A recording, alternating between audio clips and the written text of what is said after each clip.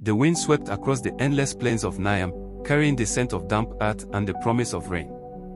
Yet, the skies had been dry for weeks. The sun pressed heavily on the village, and the river was lower than it had been in years. At the heart of the village, where the ancient Baobab tree stood tall, life seemed different. Its roots dug deep into the earth, defying the drought. Its bark was rough and scarred from years of storytelling under its wide branches. This tree had seen generations pass, but only a few knew its true secret. The tree could whisper. But it did not speak to everyone. Only to those who listened closely with pure hearts. That night, as the sun dipped below the horizon and painted the sky a deep red, the Baobab tree stirred once more. It was time. Kofi sat beneath the tree, tracing shapes in the dirt with a small stick. His feet were dusty, and his clothes, though clean, were worn from many washes. He was small for his age, quiet, and often alone. Being an orphan meant he didn't have a family to go home to. No warm meals waiting.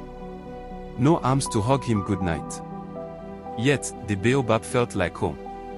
Kofi would sit for hours beneath its shade, feeling the coolness of its bark against his back. But tonight was different.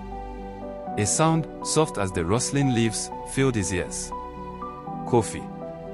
He turned sharply, heart pounding. No one was there. The village was quiet. Then it came again. Kofi, come closer. His breath caught. The voice came from the tree itself. At first, he thought he was imagining it.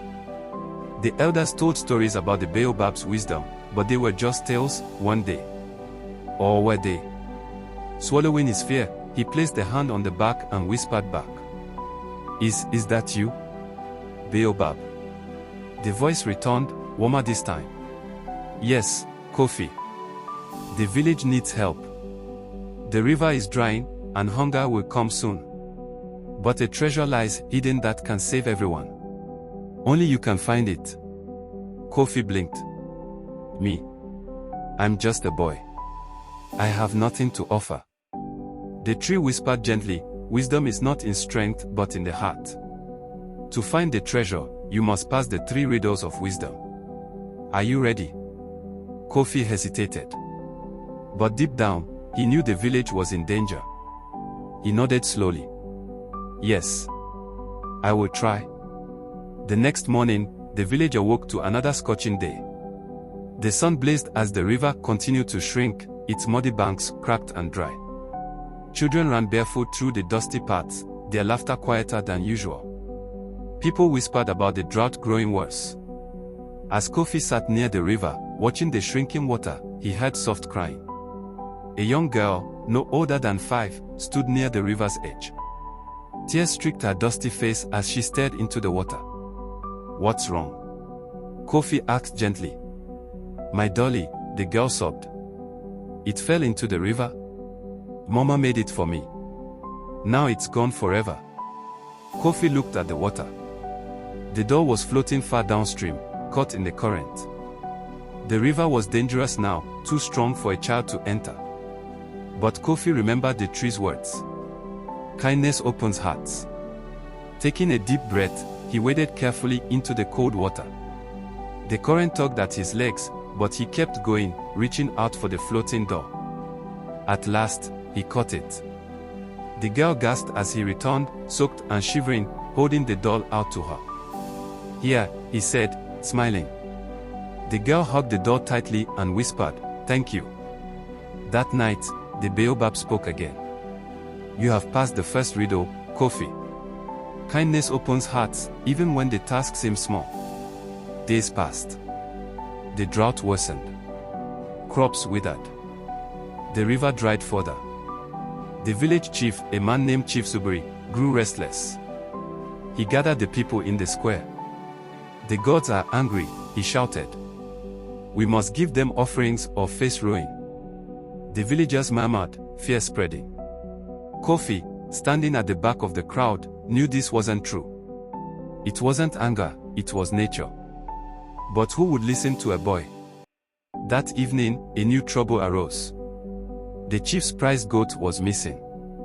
Everyone whispered that the wild leopard had taken it, the same leopard that had been seen at the edge of the forest. The chief demanded volunteers to retrieve the goat. None stepped forward. But Kofi remembered the tree's words. Courage is not the absence of fear but the strength to face it. I go, Kofi said, voice trembling. The villagers gasped. The forest was dark and silent. Each step felt heavier as Kofi entered, his wooden staff trembling in his hand. The goat's bleating led him to a thicket, tangled and frightened but alive. Suddenly, a low growl filled the air. A pair of golden eyes appeared in the shadows. The leopard. Kofi wanted to run. His heart pounded. But he remembered courage. Lifting his staff, he stood his ground. I am not prey, he shouted. The leopard, startled, blinked and slunk away into the night. When Kofi returned with the goat, the village cheered. That night, the Baobab whispered, you have passed the second riddle. Courage is standing tall even when fear calls you back. The drought deepened. The villagers had shared what little food remained, but hunger clawed at their bellies. Chief Zuberi, growing more desperate, demanded all the food be stored under his control. This will protect us, he said. But Kofi felt uneasy. That night, the tree whispered the final words. Wisdom is not in power, but in sharing. The next morning, Kofi stood in the square. Brothers, sisters. The tree has taught me the truth. Wisdom is not holding food, it is sharing. If we work together, no one will starve. At first, the chief scowled. But when a young mother stepped forward and shared her last basket of grain, the villagers followed. Food was shared equally. And then, miraculously, rain began to fall. The earth drank deeply. The river returned. The Baobab whispered once more. You have passed the final riddle. True wisdom is in kindness, courage, and sharing. The village of Niam thrived once more, not because of magic, but because a young boy listened, learned, and led. The Baobab continued to whisper its wisdom for those who chose to listen.